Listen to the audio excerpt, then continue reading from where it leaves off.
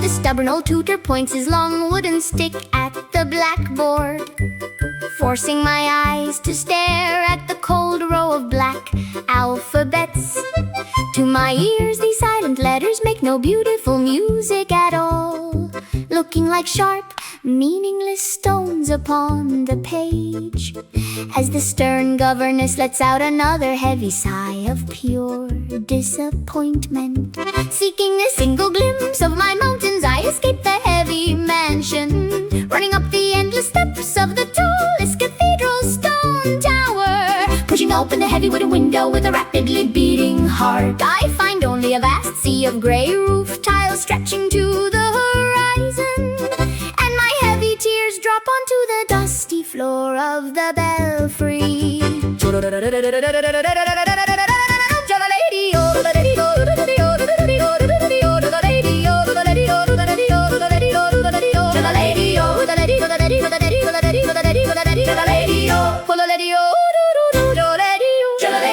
The heavy books cannot teach me how to breathe, and the foreign words only make me feel so far away from my grandfather's wooden porch.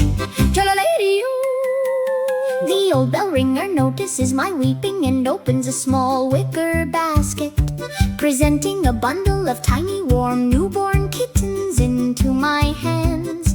Hiding the fragile purring creatures deep inside my heavy winter coat, I sneak past the suspicious servants with careful, quiet footsteps, bringing a sudden burst of pure wonder into Clara's quiet bedroom. A tiny white paw slips out and climbs up the dress of the governess, making the terrified woman scream while jumping onto the velvet sofa. The formal living room turns into a hilarious circus of running servants, chasing the leaping tails across the expensive Persian carpets, while Clara and I hold hands, exploding into uncontrollable loud laughter.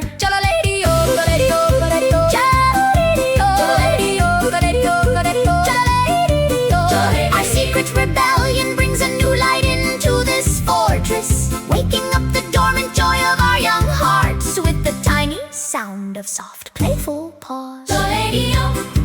Under the flickering candlelight of the secret storage closet, we sit shoulder to shoulder, feeding warm milk to our furry friends. Clara whispers that her lonely world has finally turned into a festival, finding a true sister within my clumsy, uneducated presence, as we build our own small alpine meadow inside this concrete city.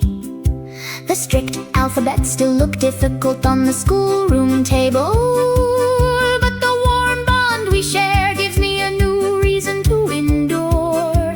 No matter how hard the city tries to chain my free spirit, the pure love of these living creatures connects our souls together, shattering the cold iron silence of the Grand Seseman house.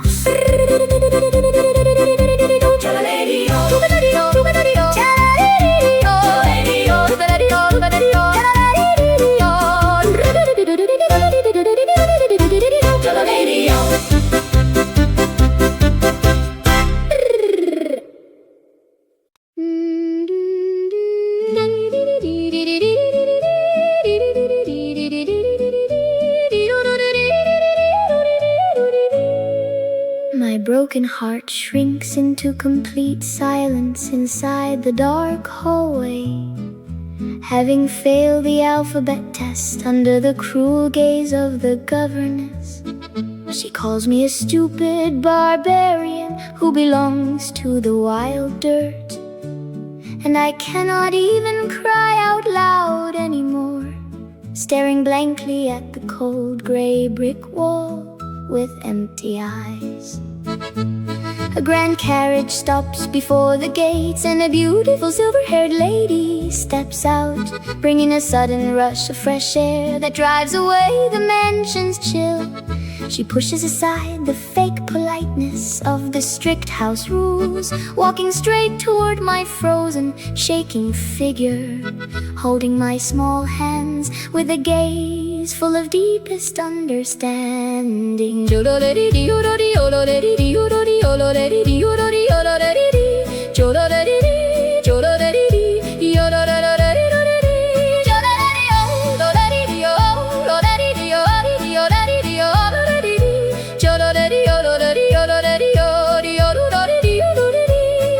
The heavy weight of loneliness begins to lift as the voice of unconditional love touches my wounded and hidden spirit. Inside her sunlit room, she offers me a cup of sweet hot chocolate, opening a magnificent leather book filled with colorful illustrations. I see a beautiful green pasture and a young shepherd boy leading his sheep, reminding me so much of Peter back on the high slopes, and my eyes fill with tears of deep longing for my true home. If you learn to read these symbols, the wise grandmother whispers softly, you can hear the secret story of this mountain boy all by yourself. Her gentle words do not feel like a sharp iron weapon at all, turning the painful study into a wonderful key for freedom, as the cold black letters suddenly begin to dance with deep meaning.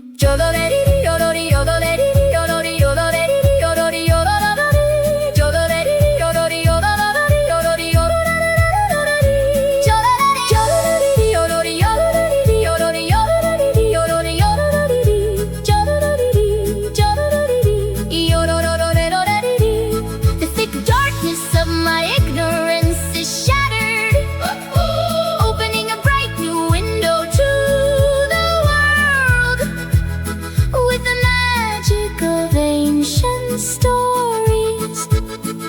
Standing before the astonished tutor and the speechless governess, my trembling finger moves slowly across the printed white page. I read the sentences clearly with my own young voice, proving that gentleness can achieve what anger never could, while Clara claps her hands with absolute joy and pride.